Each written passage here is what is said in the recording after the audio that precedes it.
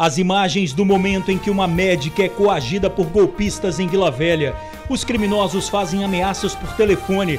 Pensando que a filha havia sido sequestrada, a médica chega a depositar R$4.000 para os bandidos. Preso o terceiro suspeito de participação em assassinato de policial civil. Continua internado o agente penitenciário atingido pela roda de um caminhão na BR-101 em Vila Velha. O agente precisou amputar uma perna. Fiscal é preso acusado de estuprar a filha durante 7 anos. A menina se automutilava cortando os braços, fato que chamou a atenção na escola. Enterrado o segurança morto no centro de Vitória. Os criminosos que participaram do crime estão sendo procurados pela polícia. Polícia afirma que grupo rival invadiu o Morro do Alagoano para cometer assassinato. A vítima já tinha sido presa e estava em liberdade há menos de um mês. As imagens do crime. Empresário é rendido e tem o carro roubado em Vila Velha.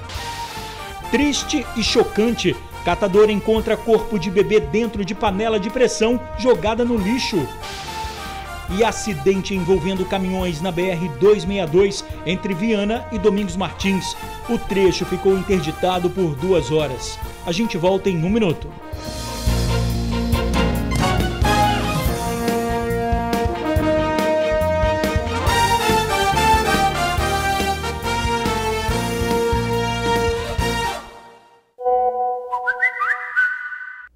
Olá, boa noite. Médica é vítima do golpe do falso sequestro em Vila Velha. Ela chegou a transferir R$4.000 para os bandidos. O TN teve acesso às imagens exclusivas do momento em que a médica é coagida pelos bandidos a fazer um dos depósitos. As imagens, cedidas com exclusividade para o Tribuna Notícias, mostram o momento em que a médica chega ao posto de combustíveis na Praia da Costa. Ela estaciona o carro, um veículo cor prata, por volta das 7h30 da manhã. Momentos depois, entra na loja de conveniências falando ao celular. Ela está sendo pressionada pelos bandidos a transferir dinheiro para a conta deles, sob o argumento de que a filha dela havia sido sequestrada. 6 minutos depois, a pediatra de 62 anos sai do estabelecimento ainda falando ao celular com os criminosos e caminhando lentamente até o carro. Nessa hora, a médica havia acabado de transferir dinheiro para os bandidos. A guarda municipal, que atendeu a ocorrência, disse que a primeira informação que foi passada foi de que a própria médica teria sido sequestrada. Mas as investigações deram conta de que a pediatra, que trabalha no Hospital Infantil de Vila Velha, foi vítima do golpe do sequestro. Eles ficaram por telefone ameaçando, dizendo onde que ela morava, informações sobre os bens que ela possuía. E aí, a partir de então, eles ficavam ameaçando que se ela falasse com alguém, com alguma autoridade policial ou com alguém da área da segurança, que ela poderia sofrer retaliações e principalmente a filha dela. Posteriormente, ela, por telefone, o telefone dela estava no Viva Voz, ela não podia receber ligação e nem podia fazer. E aí, em um determinado local, o telefone dela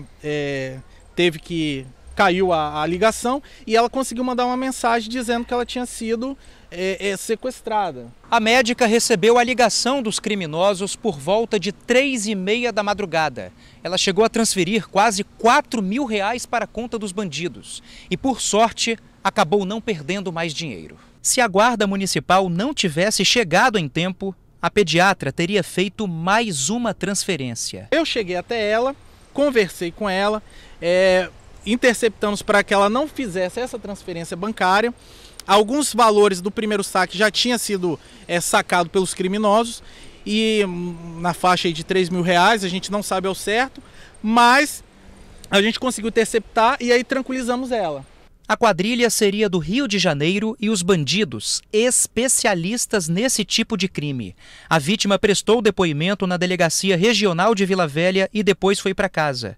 Mesmo passado o susto, ela ainda estava transtornada e preocupada com a filha. Estava muito nervosa, estava muito abalada, porque realmente, por mais que ela soubesse que a filha dela estivesse em segurança, a pessoa demora um tempo, até identificar, até a situação voltar à normalidade, e a gente sempre tentando ali acalmá-la para a gente poder tomar as medidas cabíveis ali. O que a gente passa para todas as pessoas se receber ligações que não é do estado do Espírito Santo, já ficam atentos.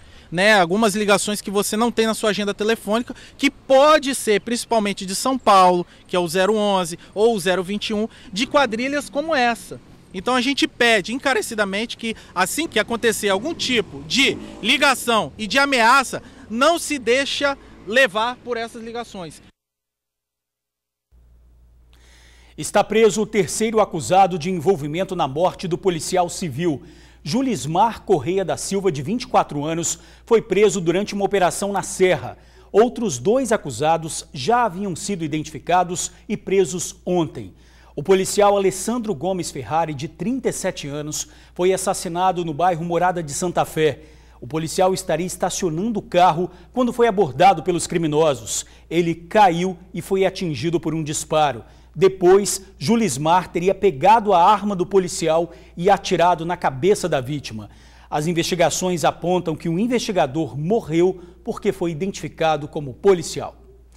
Procurados os bandidos que participaram do assassinato de um segurança no centro de Vitória. O crime pode ter sido motivado por vingança. Familiares e amigos se reuniram no cemitério de Maruípe, em Vitória, para se despedir de Fábio da Silva Gonçalves, de 42 anos. O segurança e professor de artes marciais foi morto a tiros na noite desta terça-feira no centro de Vitória. Para o sobrinho de Fábio, fica a lembrança e a saudade de um tio querido por todos. Ele era um grande pai, um exemplo de homem, era um cara íntegro, mas infelizmente veio a acontecer esse imprevisto. Fábio foi assassinado com 6 tiros na Avenida Jerônimo Monteiro, onde trabalhava fazendo segurança de lojas. Câmeras flagraram o momento do crime. O homem que vem pela calçada se aproxima de Fábio e dispara. A vítima cai já desacordada enquanto o criminoso foge. A polícia agora investiga o caso. A principal suspeita é que o crime tenha sido motivado por uma retaliação, já que Fábio era um segurança conhecido por evitar assaltos na região do centro de Vitória. Inclusive, na última segunda-feira, ele teria impedido um assalto a uma relojoaria do centro. Um dos criminosos teria jurado vingança. Segundo a polícia, este carro teria sido utilizado no crime. O veículo com placa do Rio de Janeiro foi encontrado abandonado na Praça Costa Pereira. Dentro do carro, a perícia encontrou uma blusa que pode ser de um dos suspeitos. Essas outras imagens de circuito mostram o momento em que 3 homens estacionam um veículo e saem andando despreocupados. Fábio era muito conhecido e querido no bairro Bela Vista, em Vitória, onde também atuava como professor de Muay Thai, dando aula para crianças e adolescentes. Ele deixa esposa e 4 filhos. Vai ficar saudade, não só para mim, mas para todos que eram irmão, amigo, colega, companheiro de trabalho. Vai ficar um enorme buraco, né, vamos dizer assim, né? Homem é preso acusado de abusar sexualmente da filha. O caso só foi descoberto depois que colegas de escola perceberam que a vítima se automutilava cortando os braços. Ao invés de cuidar e proteger, este homem de 51 anos abusava a própria filha. O delegado conta que a vítima, hoje com 14 anos, era violentada desde os 7. Esses abusos aconteciam dentro de casa, na sala da residência. Ele abusava das mais diversas formas e essa criança sofreu um verdadeiro terror psicológico no interior da própria casa. Um dos sinais clássicos da criança e do adolescente que sofre abuso é se machucar de propósito. Lorenzo explica que o caso veio à tona agora porque uma amiga de classe da vítima percebeu os cortes no braço. Ela cortava os punhos, o braço, o antebraço. E isso chamou a atenção de alguns coleguinhas da escola, que então procuraram a professora e disseram: olha, professora, a nossa amiga precisa de ajuda, porque ela está se cortando, ela tem cortes por baixo da blusa, cortes por baixo da roupa. Quando a menina tinha de 10 para 11 anos de idade, o pai ficou desconfiado de que os vizinhos sabiam dos abusos e de que eles poderiam avisar a polícia.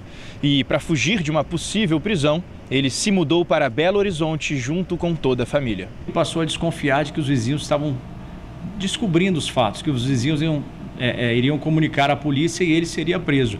Ele então se mudou com toda a família para Belo Horizonte. Eles foram para Belo Horizonte na tentativa de manter esses fatos ocultos, na tentativa então de manter a impunidade, na verdade. Depois de se mudarem novamente para o estado, aconteceu a reunião entre os professores. E temendo que a história se espalhasse, o pai resolveu tirar a criança à força da escola. Ele, então, numa tentativa desesperada, ele invadiu a escola, ele entrou na escola sem autorização e retirou essa criança à força, porque ele notou e ele sabia que naquele momento a criança estava contando para os professores, contando para a diretora, tudo que ela vinha passando. A polícia militar foi acionada e o conselho tutelar também. Pouco tempo depois, o acusado se apresentou na delegacia e foi preso. Ele nega todas as acusações. E além da adolescente vítima, esse pai tem mais um filho e outra filha. A polícia agora investiga a mãe, que já tinha ouvido a história, mas não procurou as autoridades. Nós vamos prosseguir nas investigações agora para verificar essa eventual omissão da mãe, porque há indícios de que essa mãe, e há relatos contundentes de que a mãe teria conhecimento dos fatos e que não teria feito nada. Em se confirmando essa versão, essa mãe pode vir a responder também pelo mesmo crime, porque essa omissão dela é uma omissão que gera consequência na seara penal. A adolescente foi encaminhada para um abrigo. O caso do agente penitenciário atingido por uma roda de caminhão na BR-101 em Vila Velha. Familiares da vítima cobram mais fiscalização nas rodovias. O agente continua internado. Depois do susto, o Gessé já respira mais aliviado. Ele veio até o Hospital São Lucas, em Vitória, visitar o irmão, Jean Carlos Nascimento, que foi atingido na perna pela roda de uma carreta na noite desta terça-feira. Gessé conta que havia acabado de chegar em casa quando ficou sabendo pelo telefone do acidente. Ele chegou a pensar que tudo fosse uma brincadeira. Meu irmão me ligou para mim saber, pensando que era um trote, pensando que era alguma brincadeira de alguém e tal, mas como viu que o caso era sério, a gente viemos para cá, chegamos aqui no hospital sabendo que ele tinha feito exames e ia para cirurgia, fazer uma cirurgia. Jean segue internado na UTI aqui do Hospital São Lucas, em Vitória. O estado de saúde dele ainda é grave, mas já estável. Ele teve que passar por uma cirurgia ontem à noite, em que foi constatada a necessidade de amputar a perna atingida no acidente. Ele está se recuperando por causa da cirurgia de 48 horas, por causa do risco, porque foi um acidente muito grave. Ele está em observação na UTI, esperando a melhora dele, a recuperação. Ele já ficou sabendo já que ele foi amputado a perna. Pessoa jovem, que gosta de curtir a vida, novo, aí acontece uma fatalidade dessa, é complicado. Jean Carlos tem 40 anos e há 2 trabalha como inspetor penitenciário no complexo de Xuri, em Vila Velha. Na noite desta terça-feira, ele havia acabado de sair do serviço e estava no ponto de ônibus quando foi atingido por essa roda que se soltou de uma carreta que passava pela BR-101. A força do impacto foi tão grande que parte do ponto foi destruída. A roda atingiu em cheio a perna direita de Jean. Neste vídeo, ele aparece aguardando pelo socorro que, segundo a Polícia Rodoviária Federal, foi feito por uma ambulância do SAMU. A carreta, que transportava um bloco de granito, está retida no posto da PRF em Guarapari. O motorista não foi preso porque tanto ele quanto o veículo estavam com a documentação em dia. Segundo o irmão de Jean, até agora nenhum responsável pelo caminhão procurou a família para prestar assistência. Ele acredita que um excesso no peso da carga possa ter contribuído para que o acidente acontecesse. É uma coisa que está sendo corriqueira na BR-101, que está sendo normal isso, porque já não é o primeiro e talvez não vai ser o último pela situação, porque as pessoas não estão tomando providência. Já aconteceu o 4º acidente, pessoas já morreram, vão esperar quantas outras acontecer para tomar providência com as empresas de granito. Olha, a Polícia Rodoviária Federal disse que a carreta estava em boas condições, com o sistema de freio funcionando perfeitamente. O licenciamento do veículo também estava em dia e o motorista devidamente habilitado. Sobre o peso da carga, a Polícia Rodoviária afirmou que não estava acima do limite previsto em lei. O assassinato no Morro do Alagoano, em Vitória. De acordo com a polícia, um grupo rival invadiu o morro para cometer o crime. A vítima já tinha sido presa, estava em liberdade há menos de um mês. O assassinato de Paulo Henrique Ribeiro, de 18 anos, morto no Morro do Alagoano ontem em Vitória, pode ter sido praticado por traficantes rivais. É o que disse a Polícia Militar nesta quarta-feira. A informação seria de que um grupo teria subido ao Alagoano e promovido um ataque. E desse ataque teria restado na vitimização fatal do jovem de 18 anos, Paulo Henrique Ribeiro de Oliveira. A nossa diretoria de inteligência ela está trabalhando nessa questão, né, para ver se há algum outro planejamento de algum outro ataque que porventura venha a acontecer. Na tarde de ontem, o clima foi de medo no Morro do Alagoano. Vários relatos de tiroteios. Os moleques que mataram o cara estão aqui em cima tentando descer de novo para dar tiro aqui. Ainda de acordo com a polícia, Paulo era traficante no bairro e tinha sido preso no começo deste mês, mas já estava em liberdade. Esse jovem ele estava na companhia de outros 5 rapazes praticando tráfico de drogas na região do Alagoano e num policiamento realizado pela Força Tática, nos moldes do que já vem acontecendo e continua, né, a acontecer, ele foi detido porque havia contra ele um mandado de prisão em aberto por crime de tráfico de drogas. E aí a gente fica um pouco assim surpreso e até decepcionado, porque dia 4 de outubro, quer dizer, não tem nem 30 dias dessa prisão desse jovem e ele acabou, né, sendo vítima ontem. A polícia disse ainda que o trabalho específico em áreas elevadas tem sido feito com frequência e vai continuar. Em relação ao policiamento, nós temos uma equipe especializada para trabalhar em patrulhamento de áreas elevadas. E essa equipe vem agindo não só no Alagoano, mas em todos os morros da capital. E a gente, com isso, consegue, né, fazer o policiamento tanto preventivo quanto repressivo. Triste e assustador. Um catador de recicláveis encontrou o corpo de um recém-nascido numa pracinha do bairro Ibis, em Vila Velha, na tarde de hoje. E esse caso se torna ainda mais chocante porque o corpo estava dentro de uma panela de pressão jogada no lixo. A polícia foi chamada e constatou que era um feto do sexo feminino com um cordão umbilical. A perícia recolheu o corpo e a gente se pergunta, né? O que teria levado uma pessoa a um gesto tão desumano? É até difícil narrar essa história. Ainda não há informação sobre quem teria jogado essa panela de pressão no lixo com um feto dentro. Empresário é rendido e tem o carro roubado em Vila Velha.